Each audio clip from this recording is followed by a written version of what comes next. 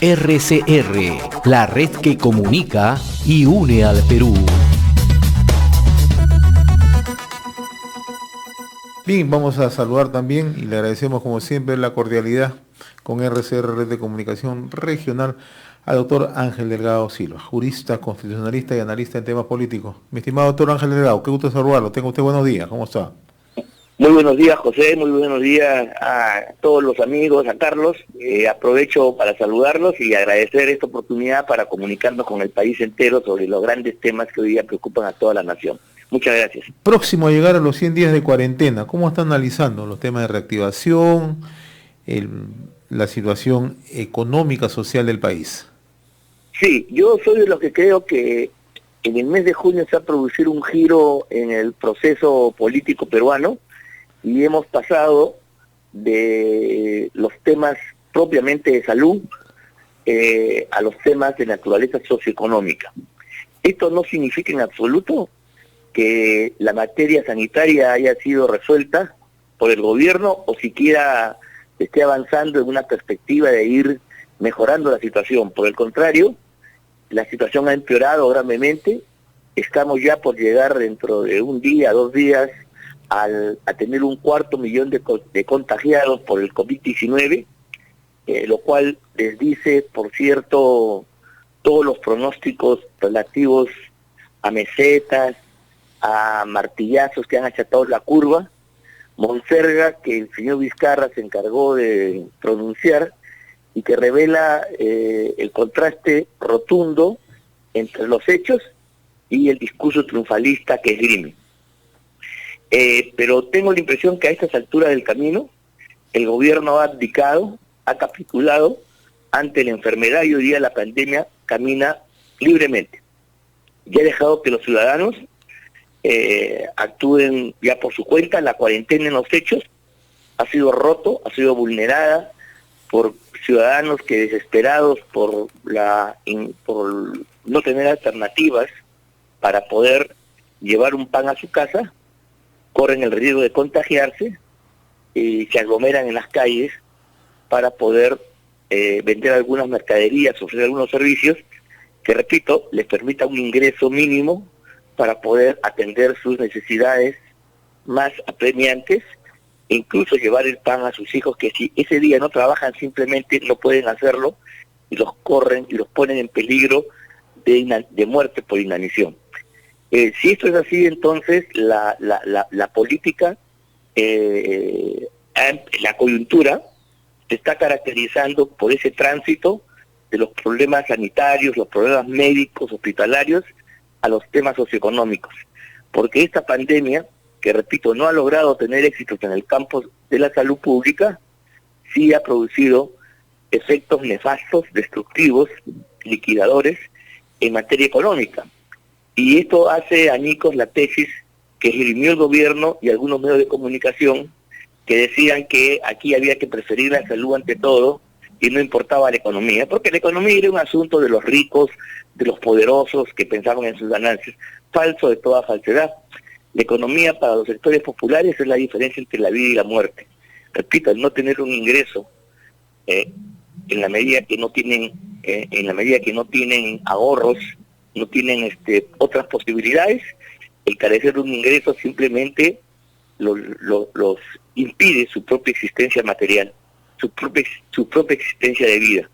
Y eso es lo que no ha sido merituado por el gobierno, y por eso hoy día tenemos un volumen significativo de gente en las calles que en los hechos ha roto la cuarentena. Pero la cuarentena entonces tiene otro aspecto que a veces no se advierte, es la suspensión de las garantías constitucionales, es el estado de excepción en que nos estamos moviendo, cosa que le da al gobierno condiciones para manejarse a la liebre, con arbitrariedad, de modo abusivo, como ya se viene demostrando, espacios donde él puede esconder un montón de trapacerías que denotan una corrupción creciente, no frenada hasta la fecha, y genera pues todo esto una situación donde el pueblo peruano es el gran pagano. El gran problema es cómo relanzar la economía, ¿no? Y esto aquí también se está haciendo de modo sesgado. Hasta ahora las medidas de reactivación no solamente son burocráticas, lentas, al infinito, hasta la exasperación, sino tienen un sesgo discriminatorio. El ejemplo más patético es el de Reactiva Perú, donde los fondos, a través de créditos blandos a favor de distintos grupos, favorecen evidentemente al gran capital, a las grandes empresas, pero dejan de lado, de forma ostensible y grosera, a la pequeña empresa, a los emprendedores, a la gran mayoría del Perú, que es la más vulnerable para enfrentar la situación de la pandemia y la desocupación y miseria que ha traído la paralización de toda la vida económica del país. Ahora, yo quiero detenerme en algo que usted ha dicho. Quiero detenerme en algo que usted ha dicho, doctor Ángel Delgado, en el sentido que la emergencia en el país no ha servido para disminuir el tema sanitario. Muy por el contrario, esto tiene un componente de control político. ¿Esto es así? Sí, yo tengo esa impresión, porque ¿qué sentido tiene ya una pandemia que no cumple sus objetivos primigenios, cuando era frenar la curva de contagios que nos ha producido, tener un tiempo suficiente para restablecer, mejorar significativamente el sistema de salud, para poder atender a los pacientes, a los enfermos, de un modo digno? Nada de esto se ha producido. Y ya vamos por los 100 días, que es una cuarentena increíble, que no tiene, digamos, freno, que no tiene limitación y cuyos resultados son deplorables, pero sí ha producido los efectos nefastos en la estructura productiva, en los sistemas comerciales, ha significado la pérdida de millones y millones de empleos y ha significado también que una enorme cantidad de personas y ciudadanos estén retornando a la pobreza que tuvimos en los años 70 y en los años 80 sobre todo, ¿de acuerdo? Eso es sumamente grave.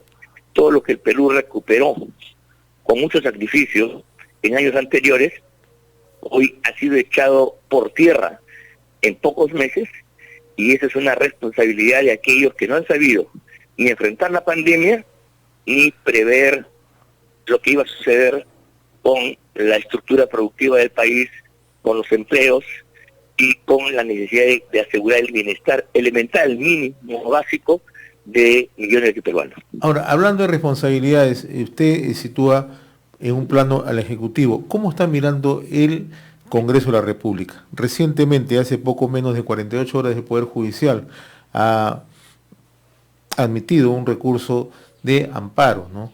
Ha declarado habilitado un amparo presentado por empresas privadas, ¿no? Vinculadas al tema de los peajes, ¿no? 2 empresas, ¿no? Y de una u otra manera ya todo el mundo más o menos avisora que eso le va a costar al país no menos de 300 millones de soles, ¿no? ¿Cómo está mirando usted el panorama, el desempeño del Congreso y también, naturalmente, el desempeño del Ejecutivo, ¿no? Porque estamos en una situación bastante precaria, ¿no? No, del Ejecutivo ya creo que hemos visto algunas cosas fundamentales. Fracaso en la lucha con la pandemia, ya llevó al país a un callejón sin salida, a una encrucijada dramática, cuyos resultados recién nos estamos viendo. Yo soy de los que creo que la pandemia económico-social, el desamparo de millones de peruanos, la destrucción de las bases productivas del país, de los circuitos comerciales, a la postre y en el futuro, tiene una consecuencia incluso más letal, más grave, más explosiva desde el punto de vista político-social que la propia pandemia. La pandemia es un fenómeno natural que así como ha llegado, en algún momento se irá, y claro, va a devastar a familias y a mucha gente, va a enfermar a muchos, va a provocar la muerte de otros, pero digamos, sobreviviremos, ¿no? En algún momento en el curso de... Así sucede con los fenómenos naturales, aparecen y en un momento tienden a... Pero lo que va a quedar como una llaga profunda va a ser esta destrucción del aparato productivo, esta pérdida de empleos y el empobrecimiento general de la población. Y eso sí tiene consecuencias políticas porque, como he explicado, implica un retroceso de por lo menos más de 20 años hacia situaciones que muchos pensaban, con razón, que habíamos superado. Eso no se va a producir y vamos a tener un enfrentamiento político y social muy fuerte que puede llevar a explosiones que nadie las quisiera, pero pueden tener consecuencias lamentables. Pero en el caso del Congreso, que es lo que usted me está preguntando, yo no voy a caer en aquella afirmación de muchos personajes que hoy día olímpicamente dicen que este Congreso es peor que el anterior, cuando esta misma gente fue la que estuvo a la cabeza o aplaudió o simplemente tuvo una actitud cómplice ante el cierre del anterior Congreso, cuando muchos de nosotros decíamos que era un acto arbitrario y que faltando apenas 1 año y medio, 2 años, para que culmine Vizcarra su mandato, era una aberración. Bueno, ahí están los resultados. Entonces, el que fabricó su propia medicina se la tiene que tomar ahora y asumir las consecuencias. Efectivamente, este Congreso no acompaña, y no acompaña por una razón fundamental, porque es un Congreso despistado, es un Congreso ingenuo, es un Congreso disorio, es un Congreso que no entiende su papel. En lugar de jugar un rol en defensa de los ciudadanos y emplazar al gobierno por las cosas que aquí estamos señalando, la mala conducción en la política de salud, los destrozos que ha producido en el campo económico y social, en lugar de hacer eso, es un gobierno, es un parlamento que le ha dado respaldo, inclusive por una amplia mayoría, cosa que nadie termina de entender. Y después yo veo, una semana después, a muchos congresistas orondos que votaron por la confianza, querer censurar al ministro de Educación, al ministro de Cultura, a uno y a otro. Pues sí, nadie entiende ese tipo de cosas y es parte de la ridiculez, de la estupidez que invade la atmósfera nacional. Ahora, Este es un Congreso, entonces, si me permite, lo que está haciendo es para tener sobrevivencia y no ser ahogado en el ostracismo, en una situación de crisis económica y de pandemia en materia de salud, quiere hacer algunas actividades y cae en un torpe populismo que, repito, es inocuo para la vida política, puede tener consecuencias si se aplica graves en el mundo económico-social, porque agravaría la crisis, y tiene estas cosas como las que usted me ha señalado, medidas que quieren, mediante leyes, sustituir procedimientos contractuales, cosa que no respeta lo dicho por la Constitución, y que por lo tanto el esfuerzo que han realizado solamente va a servir para que los denigren, hagan campañas en contra de ellos, y no va a tener un efecto. Ya la ley de los peajes, ¿no?, ha sido materia de una medida cautelar, y probablemente en una semana o 2 a lo sumo, este Tribunal Constitucional, que en mayoría juega para el gobierno, va a declarar la inconstitucionalidad de la ley. Y entonces todo el esfuerzo populista de este parlamento ingenuo, tonto, irresponsable, que no sabe ubicarse en el panorama y que quiere competir con el gobierno en materias populistas, va a quedar en absoluto ridículo.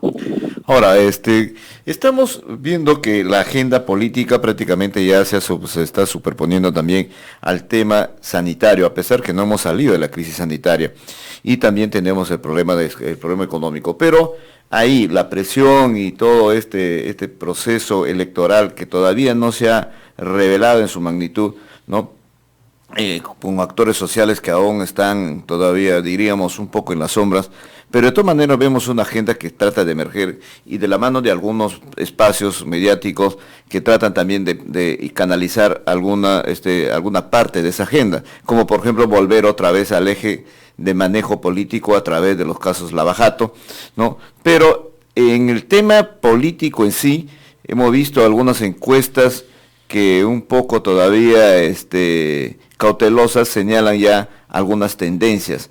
Y hemos visto también que noche y día aparece un personaje aquí en Lima, ¿no?, que por cualquier cosa, si se pone una mascarilla, si se la quita, si se pone un gorro, si se pone una máscara, en fin, el señor George Forsyth.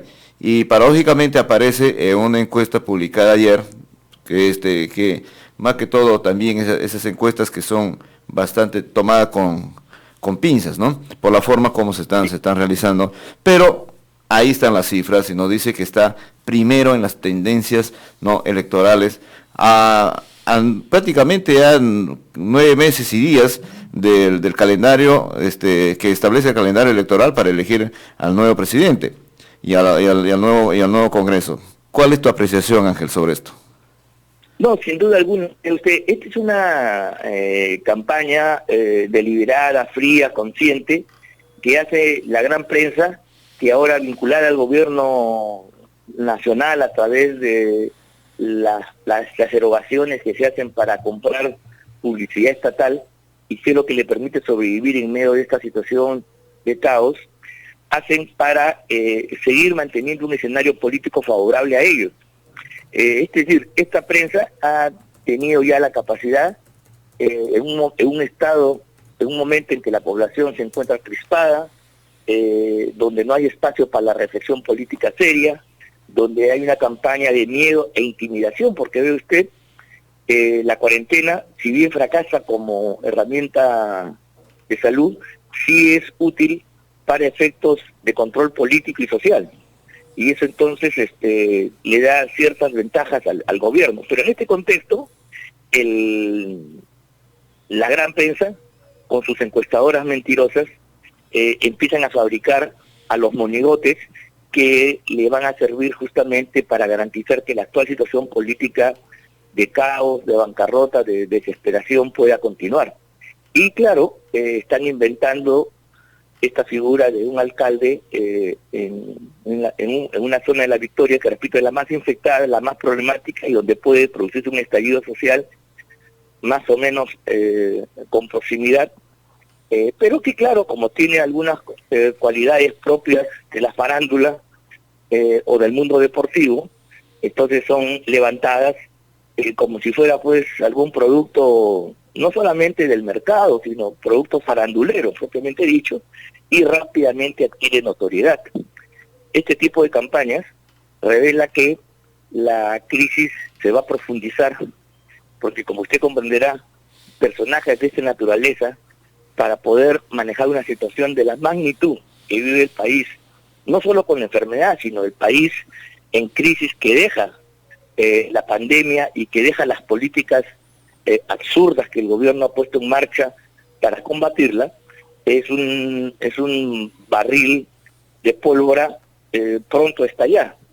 Y por lo tanto yo creo que es parte pues de esa irresponsabilidad de quienes no tienen duda alguna en poner por delante sus preferencias al interés nacional, y entonces todas las encuestas empiezan ya a la fabricación de sus espacios, de sus modelos, de sus íconos, de sus personajes, para poder asumir el control de la situación política en una situación de que Vizcarra, ya derrotado por la crisis económica y por la incapacidad para manejar la pandemia, no pueda mantenerse en el poder.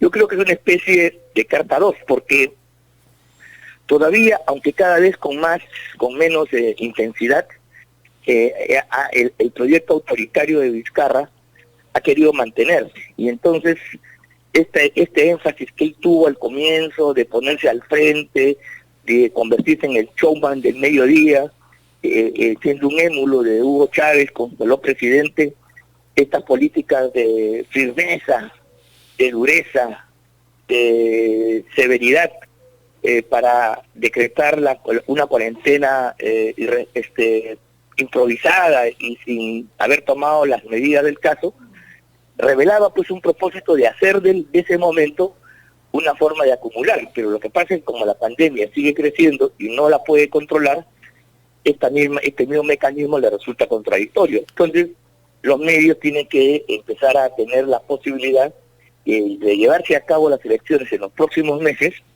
en los primeros del próximo año, tienen que tener una alternativa, y sin duda sus alternativas que habían ensayado, primero con el señor exministro de Cultura y primer ministro del Solar, luego con el Partido Morado, no dan fuego y no tienen suficiente aliento, no les queda sino inventar la figura de un burgomaestre en un distrito, repito, que puede ser el epicentro de la gran crisis, pero donde los actos faranduleros, como usted bien dice, de ponerse la mascarita, quitarse la mascarita, conversar, quitarse la gorra y decir sandeces, se convierte en una forma que los puede convertir en una figura protagónica, a fuerza. Y eso entonces no es más que una manifestación de que la crisis política la crisis política, económica y social van a tener un curso asegurado. Muy bien, pero claro, doctor. ellos están pensando en quiénes van a ser los posibles recambios al señor Vizcarra, y entonces este caballero, por el cual nadie hubiera apostado nada, se convierte de pronto en una alternativa, ¿no? Ese es lo que yo considero sobre las encuestas que están dando este tipo de resultados absolutamente inadmisibles, sorprendentes, ¿no? Doctor Ángel Delgado Silva, como siempre, muy reconocido por esta comunicación con Enlace Regional RCR. Que tenga buen día, muy amable. Muy amable, muchas gracias a ustedes por esta oportunidad y hasta cualquier momento. Muy agradecido. A usted las gracias. RCR, la red que comunica y une al Perú.